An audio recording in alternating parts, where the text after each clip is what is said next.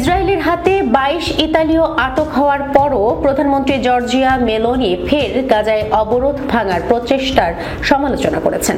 ডেনমার্কে অনুষ্ঠিত ইউরোপীয় ইউনিয়নের এক বৈঠকে সাংবাদিকদের তিনি বলেন, অবশ্যই আমরা সবকিছু করব যাতে এই লোকেরা যত দ্রুত সম্ভব ইতালিতে ফিরতে পারে।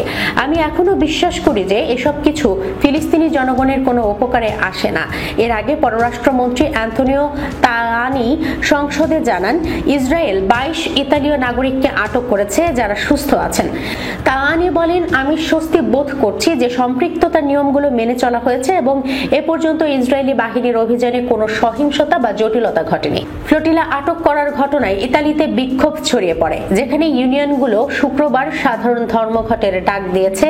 এদিকে হাসপাতাল সূত্রের বরাত দিয়ে আল জাজিরা জানিয়েছে, ভোর থেকে এখন পর্যন্ত গাজা উপত্যকার বিভিন্ন স্থানে অন্তত 20 জন নিহত হয়েছেন।